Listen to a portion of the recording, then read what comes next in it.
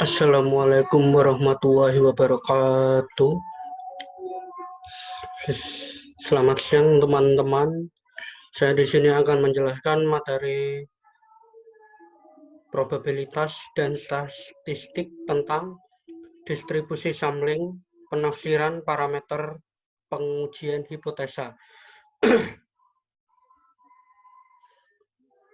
Distribusi sampling diantaranya yaitu pengertian distribusi sampling rata-rata, distribusi sampling proporsi, dan contoh soalnya.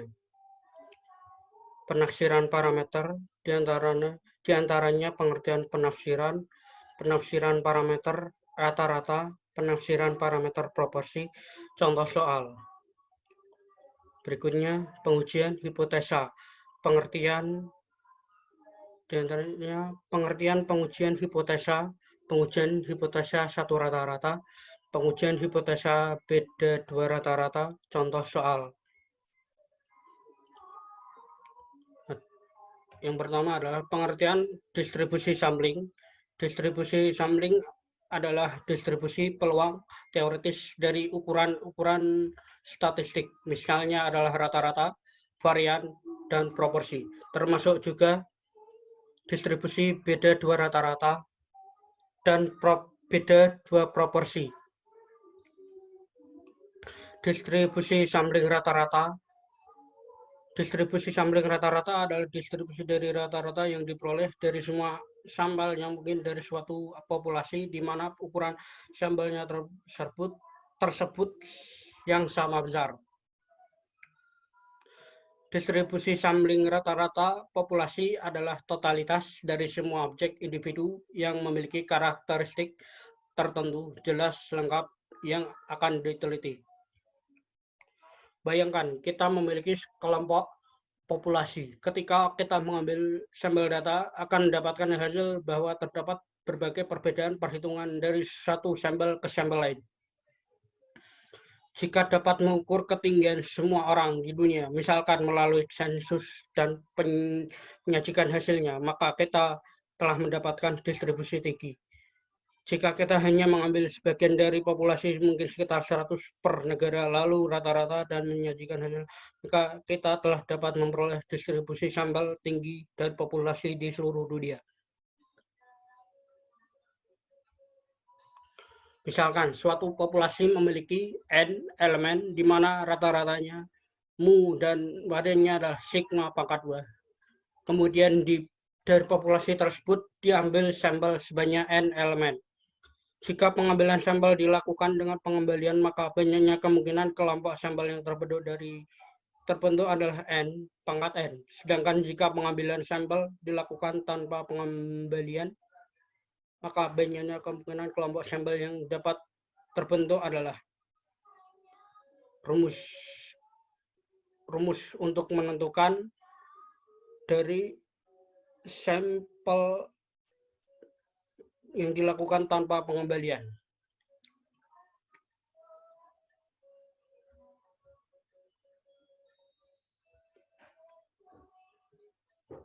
Rata-rata kelompok sampel yang diperoleh dari pengambilan dengan pengembalian adalah X1, X2 sampai dengan Sn pangkat N dan variannya adalah S1 pangkat 2, S2 pangkat 2 sampai dengan Sn pangkat 2N. Selanjutnya rata-rata kelompok sampel yang diperoleh dari pengambilan tanpa pengembalian adalah X1, X2 sampai dengan Sn Cn dan variannya adalah S1 pangkat 2, S2 pangkat 2 sampai dengan SNCN pangkat 2. Rata-rata kelompok sampel yang diperoleh dari pengambilan dengan pengembalian ataupun diperoleh dari pengambilan tanpa pengembalian masing-masing akan membentuk distribusi sampling rata-rata sampel. Di mana rata-ratanya adalah mu X sama dengan mu. Selanjutnya, varian dari distribusi sampling rata-rata sampel yang diperoleh dari pengambilan dengan pengembalian adalah sigma 2 per X sama dengan sigma 2 per N. Sedangkan varian dari distribusi sampling rata-rata sampel yang diperoleh dari pengembalian tanpa pengembalian adalah sigma 2 per X sigma pangkat 2 per N dikurangi N per N dikurangi 1. Jika ukuran N sangat besar menuju tak hingga, maka N dikurangi N per N dikurangi 1, maka menuju 1. Dalam prakteknya, distribusi sampling rata-rata berlaku hal sebagai berikut. 1 per N kurang dari 5% atau populasinya tak berhingga. Maka digunakan rumus sigma X sama dengan sigma per akar N. Sedangkan jika N per N lebih 5% atau populasinya berhingga, maka digunakan rumus sigma X sama dengan X per akar N dikurangi N per N 1. Sehingga menjadi rumus disederhanakan Z sama dengan X min mu per sigma X. Dalam distribusi sampling, rata-rata berlaku dalil limit pusat. Yaitu ketika pengambilan sampel dengan ukuran N, sampel acak dari suatu populasi yang berasal dari distribusi apapun, maka distribusi rata-rata sampel dapat didekati dengan distribusi normal, dengan syarat ukuran sampel yang besar. Biasanya ukuran sampel yang besar, N, lebih dari 30. Teorema limit pusat menyatakan hal-hal sebagai berikut. 1. Jika populasi cukup besar dan berdistribusi normal, maka disebut distribusi normal. Sampling juga akan berdistribusi normal. Jika populasi tidak berdistribusi normal, maka distribusi sampling rata-ratanya akan mendekati normal jika ukuran sampel cukup besar, biasanya 30 atau lebih, N lebih dari 30. Distribusi normal dari rata-rata sampel memiliki rata-rata yang sama dengan rata-rata populasi mu S sama dengan mu, dan variannya sigma 2 per X sama dengan sigma 2 per N. Mengapa distribusi sampling sangat penting? Ada beberapa alasan mengapa distribusi sampling menjadi hal yang penting. Distribusi sampling membantu kita untuk memilih sampel secara efektif dan efisien dengan mempertimbangkan waktu, biaya, energi, sehingga dapat memperkirakan parameter dengan benar. Teknologi informasi membantu kita menentukan analisis dan pengukuran yang tepat dalam menghasilkan parameter populasi. Contoh soal 1, plat baja yang diproduksi oleh sebuah pabrik. Baja memiliki daya regang rata-rata 500 dan deviasi standar sebesar 20. Jika sampel random yang terdiri 100 plat dipilih dari populasi yang terdiri 100.000 plat, berapakah probabilitas rata-rata sampel yang akan kurang dari 496? Penyelesaiannya diketahui mu 500 sigma 20 N 100. N 100.000 populasi besar. Mu X sama dengan mu sama dengan 500. Sigma X sama dengan sigma per Rn akar N 20 per akar 100 sama dengan 2. Z X min mu X per sigma X sama dengan 496 dikurangi 500 per 2 sama dengan hasilnya min 2. Sehingga PS-nya kurang dari 496 sama dengan 0,05 dikurangi 0,0228, hasilnya 0,472. Jadi peluang rata-rata sampel yang kurang dari 496 adalah 0,472.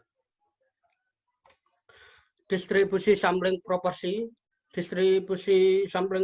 adalah distribusi dari proporsi yang diperoleh dari semua sampel yang mungkin dari suatu populasi, di mana ukuran sampelnya tersebut sama besar.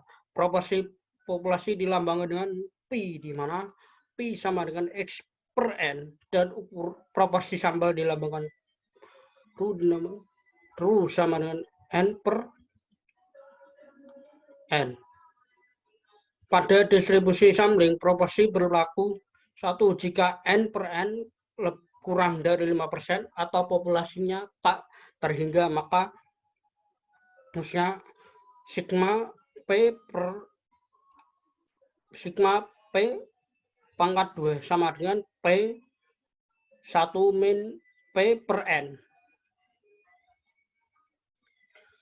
Pada distribusi sampling, proporsi yang berlaku 1 jika N per N kurang dari 5% atau populasinya tak terhingga, maka sigma P pangkat 2 sama P 1 min P per N. Sedangkan jika N per N lebih 5% atau populasinya berhingga, maka digunakan rumus sigma P pangkat 2 sama dengan P kali 1 dikurangi P per N, N besar dikurangi N kecil, per N dikurangi 1. Contoh soal 2. Suatu sampel acak dengan anggota N 60 harus diambil dari suatu populasi mempunyai rata-rata 45%, simpangan baku 12%, hitung peluang bahwa rata-rata itu terletak antara 43 dan 48.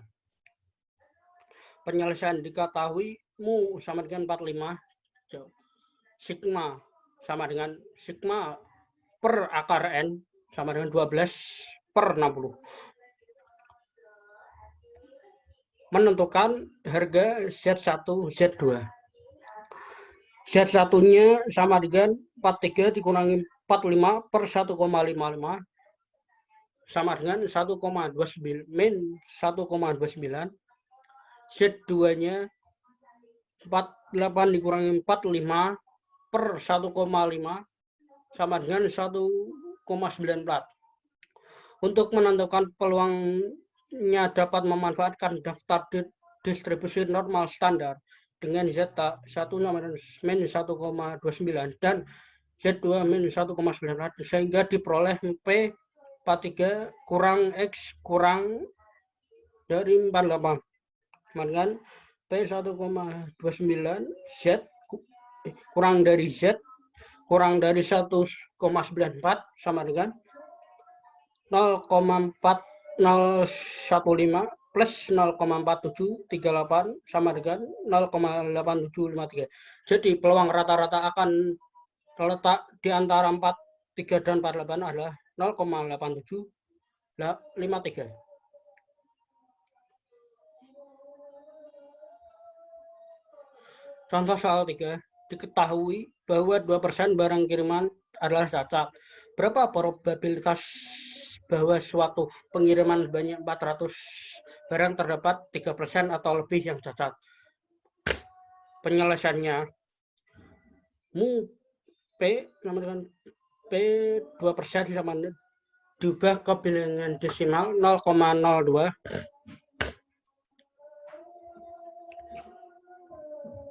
X min akar PQ per N sama dengan 0,02 dikali 0,098 per 400 hasilnya 0,007.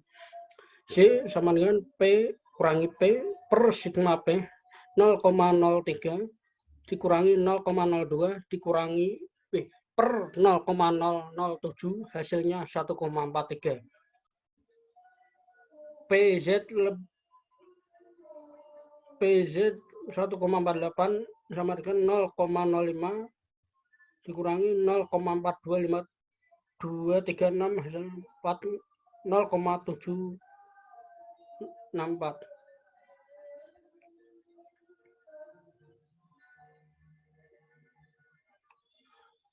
Selanjutnya adalah Penafsiran parameter. Pengertian penafsiran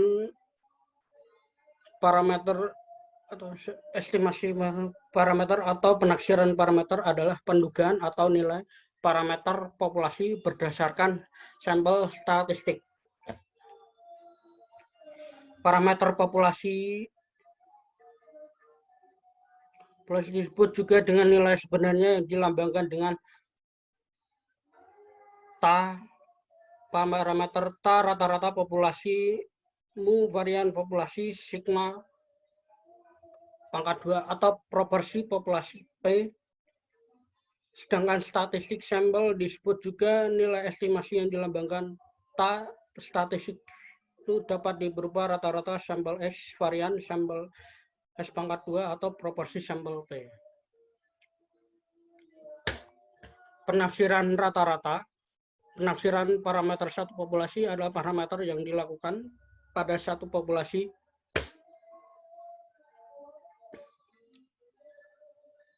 rumusnya adalah elemen mu sama dengan X sama dengan elemen N per 1 sama dengan 1 XI per N. Taksiran interval jika sigma tidak diketahui N lebih dari 30.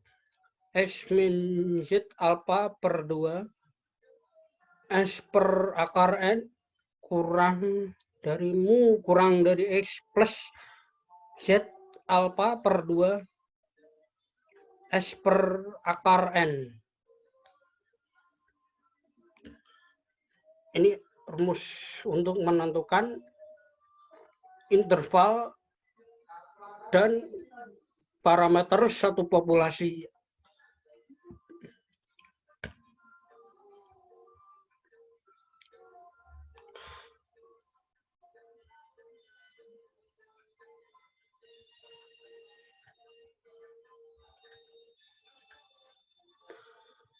Parameter proporsi, taksiran titik X per N, taksiran interval jika N lebih dari 30, P kurangi Z alpha per 2 akar PQ per N, P kurang dari Pi plus Z alpha per 2 akar PQ per N. Contoh soal, suatu populasi mahasiswa Udinus berjumlah 1.500 orang yang diambil sampel sejumlah 100 orang. Dilakukan pengukuran rata-rata 56 kg.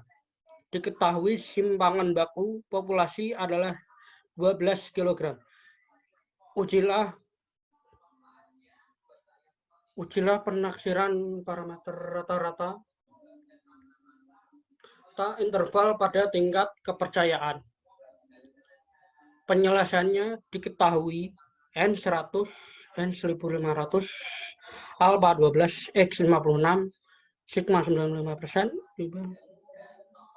1,96, mu sama dengan S min Z, alpha, sigma per akar N dikurangi N per N kurangi 1, 56 min 1, dikurangi 1,96, 12 akar 100, 1.500, akar 1.500 dikurangi 100 per 1.500 dikurangi 1, sehingga 56, 7. Jadi penaksiran parameter interval 3,73 kurang dari N kurang dari 58,27.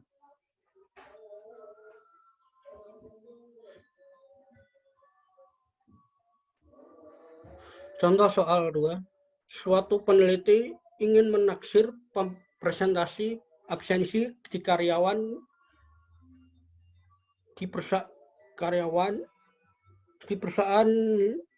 suatu perusahaan yang berjumlah 1.000 orang. Diambil sejumlah 70 karyawan, ternyata tingkat absennya mencapai 10%. taksirkanlah tingkat absensi pada derajat 90%. Diketahui N70, N1000, P 0,1, 1 kurangi P sama dengan 0,9, 90%, 1,64, P dikurangi Z, alfa per 2, akar P dikurangi P per N, 0,1 min 1,64, akar 0,1, 0,9 per 70, hasilnya 0,606.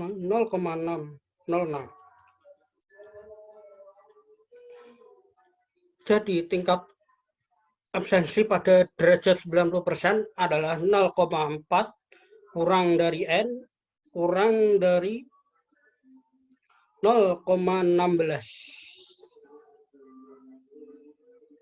Selanjutnya adalah pengujian hipotesa. Hipotesis statistik, pernyataan statistik tentang parameter populasi. Statistik adalah ukuran-ukuran yang dikenakan pada sampel seperti mu rata-rata, S simpangan baku, S pangkat 2 varian, R koefisien korelasi. Hipotesis berasal dari bahasa Yunani, yaitu hupo artinya lemah atau kurang atau di bawah, sedangkan tesis artinya teori proporsi atau pernyataan yang disajikan sebagai bukti, sehingga dapat diartikan sebagai pernyataan yang masih lemah. Sebenarnya lemah kebenarannya dan perlu dibuktikan atau dugaan yang sifatnya masih sementara. Pengujian hipotesis adalah suatu prosedur yang dilakukan dengan tujuan memutuskan apakah menerima atau menolak hipotesis mengenai parameter populasi signifikan secara statistik. Dalam pengujian hipotesis diperlukan membuat dua pernyataan, yaitu hipotesis nol atau H0, pernyataan yang diasumsikan benar kecuali ada bukti yang kuat untuk membantahnya. Selalu mengandung pernyataan sama dengan tidak ada pengaruh, tidak ada perbedaan, dilambangkan H0, contoh H0 mu sama dengan H2 atau H0 atau HA mu 1 lebih dari mu 2. Hipotesis alternatif atau HA, pernyataan yang dinyatakan jika benar hipotesis 0 berhasil ditolak, dilambangkan H1 atau H2, contoh H1 mu 1 tidak sama dengan mu 2 atau H1 mu 1 kurang dari mu 2. Contoh soal 1, seorang peneliti ingin mengetahui catability gillnet rata-rata masih tetap 30 ekor ikan atau lebih dari itu. Data sebelumnya diketahui bahwa simpangan catability 25 ekor, sambal yang diambil 100 strip untuk diteliti dan diperoleh rata-rata tangkap 27 ekor. Apakah nilai tersebut masih dapat diterima atau dapat sehingga catability gillnet 30 ekor? Ujilah dengan taraf nyata 5%. Diketahui N100 alfa 5%, mu 0,30, sigma 25, X27. Formula hipotesisnya H0 mu sama dengan 30, hanya kurang dari 30. Taraf nyata dan nilai Z tabel alfa 5%, Z 0,05, 1 min 1,65, uji sisi kiri. Kriteria pengujiannya, H0 diterima jika Z0 lebih dari min 1,65, H0 ditolak jika Z0 kurang dari min 1,65. Z0 sama dengan 27 dikurangi 30 bagi 2,25 per bagi 100 per 12, hasilnya adalah 1,2, maka Z0-nya lebih dari min 1,65 diterima dan 0 diterima. Jadi catchability-nya GeLNet adalah sebesar 30 ekor.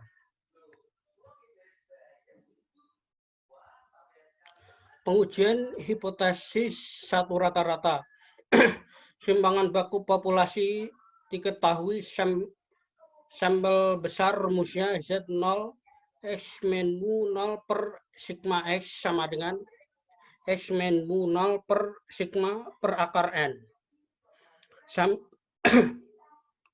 Sampel kecil rumusnya T0 X min mu 0 per sigma X sama dengan X min mu per sigma per akar N.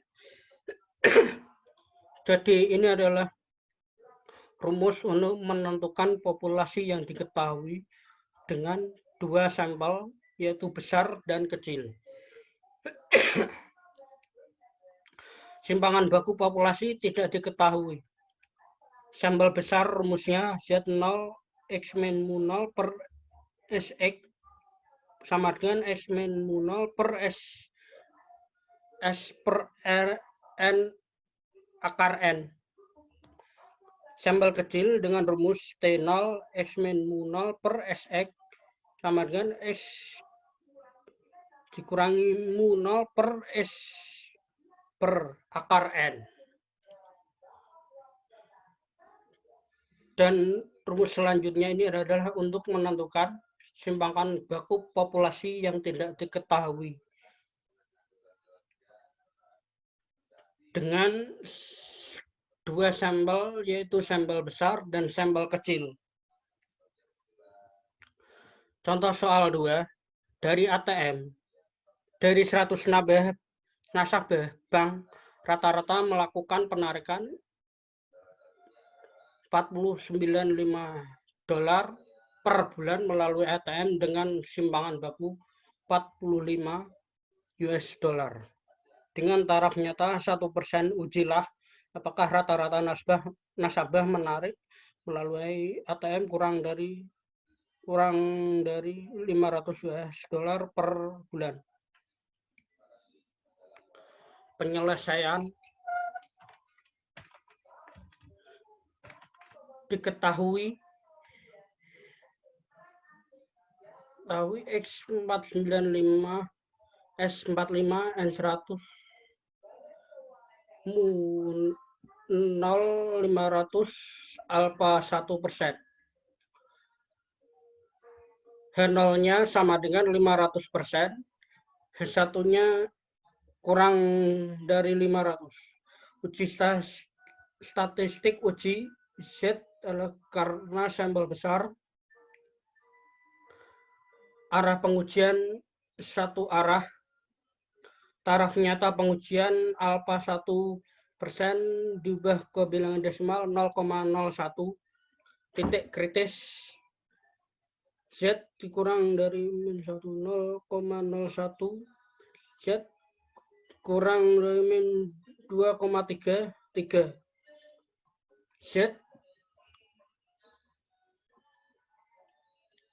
Z min mu 0 per sigma per akar N 495 per 45 per akar 100 sama dengan min 5 per 0,45. Hasilnya min 1,1. Jadi Z hitung sama dengan min 1,1 berada di daerah penerimaan H0.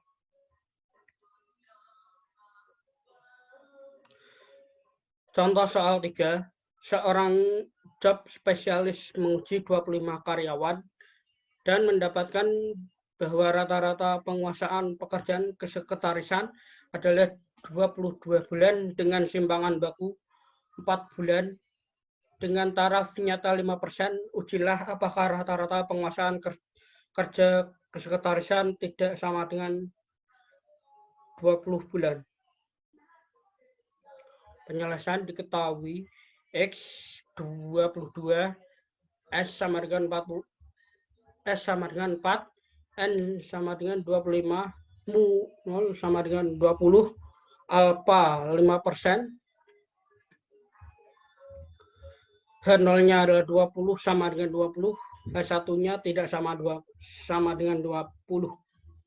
Uji statistik uji T karena sampel kecil, arah pengujian 2 arah, taraf nyata pengujian alfa sama dengan 5% diubah ke desimal 0,05, alfa per 2-nya 2,5% sama dengan 0,25. Titik kritis dB sama dengan N dikurangi 1 sama dengan 25 dikurangi 1 sama dengan 24. Titik kritis T kurang dari min T dB alfa per 2 dan T kurang dari T dB alfa per 2. T kurang dari min T 24 bagi 2,5%, T kurang dari min 2,064 dan T lebih dari 24 dibagi 2,5% T sampai T lebih dari 2,064. Statistik hitung T sama dengan X min mu 0 per S akar N. 22 dikurangi 20 per akar 25. Sama dengan 2 per 0,02 per 0,5 sama dengan hasilnya 2,5. Jadi T hitung sama dengan min 2,5 adalah ada di daerah penolakan. H0 ditolak, H1 diterima. Rata-rata penguasaan pekerjaan kesektasan tidak sama dengan 20 bulan. Pengujian hipotesa beda dua rata-rata. Simpangan baku populasi diketahui. Sampel besar. Z0 X1 dikurangi X2 per sigma sigma X1 dikurangi X2 sigma X1 dikurangi X2 sama dengan akar sigma 1 pangkat 2 plus sigma 2 pangkat 2 per N1 per N2. Simpangan baku populasi tidak diketahui. Sampel kecil Z0 sama dengan X1 min X2 per S1 min X2. X1 dikurangi X2 S sama dengan per S1 pangkat 2 per N1 plus S2 pangkat 2 per N2. Jadi ini adalah untuk menentukan populasi yang tidak diketahui dan diketahui dari pengujian hipotesis beda dua rata-rata. Contoh soal, suatu perkuliahan statistika diberikan pada dua kelas. Kelas pertama diikuti 12 mahasiswa dengan pembelajaran kooperatif dan kelas lain diikuti 10 mahasiswa dengan pembelajaran konvensional.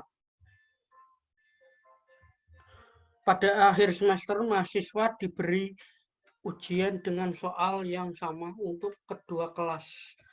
Hasil ujian pada kelas kooperatif mencapai nilai rata-rata 85 dengan simpangan baku 4, sedangkan kelas biasa memperoleh nilai rata-rata 86 dengan simpangan baku 5. Ujilah hipotesis bahwa hasil pembelajaran dengan kedua metode yang sama menggunakan taraf 10%,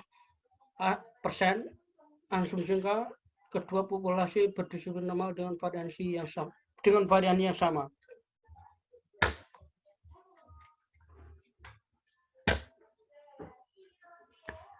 ketahui X1 85, X2 81, S1 4 sama dengan 4, S1 sama dengan 5, N12, N10. H0-nya sama dengan 0, H1 tidak sama dengan 0. Taraf nyata T kurang dari T alfa per 2 plus N plus min 2 sama dengan T 0,520 sama dengan min 1,725 atau T lebih dari TA alfa per 2 T plus min 2 dan sama dengan T 0,05 dari 20 sama dengan 1,725. Kriteria pengujian karena DF H1 DF N1 plus N2 dikurangi 2 kurang dari 3, maka formula yang digunakan adalah T sama dengan X min X dikurangi X2 per S akar 1 per N1 plus N1 per N2. Statistik hitung T sama dengan X dikurangi X1 kurangi X2 S akar 1 per N1 plus 1 per N2 sama dengan 3,22 dikurangi 30,7 kurangi 0,397 akar 1 per 11 tambah 1 per 10 hasilnya 0,862. Jadi T sama dengan 2,7 kurang lebih dari 1,725, maka H0 ditolak. Pada taraf signifikan 10%, bahwa kedua pembelajaran memberikan hasil pembelajaran yang tidak sama. Contoh soal berikut adalah data nilai prestasi kerja karyawan yang mendapatkan training dengan yang tidak mendapat training dengan taraf nyata 5%. Ujilah apakah perbedaan rata-rata nilai prestasi kerja mu1 dikurangi mu2 lebih dari 0. Dengan rata-rata nilai prestasi 300, 302. Ragam 4, 4,5. Ukuran sampel 40, 30.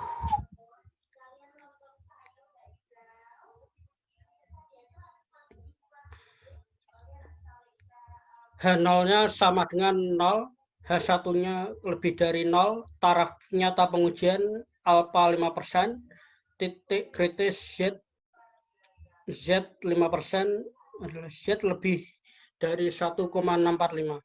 Statistik hitungnya Z sama dengan X1 dikurangi X2 dikurangi D0 per akar S1 pangkat 2 per N1 plus S2 pangkat 2 per N2 sama dengan 300 dikurangi 300 dikurangi 0 per akar 40 per 40 ditambah 4,5 per 30 sama dengan 2 per akar 0,1 plus 0,15 sama dengan 2 per akar 0,25 sama dengan 0,05 hasilnya 4. Jadi Z hitung sama dengan ada di daerah penolakan H0. H0 ditolak, H1 diterima. Beda rata-rata prestasi kerja lebih dari 0.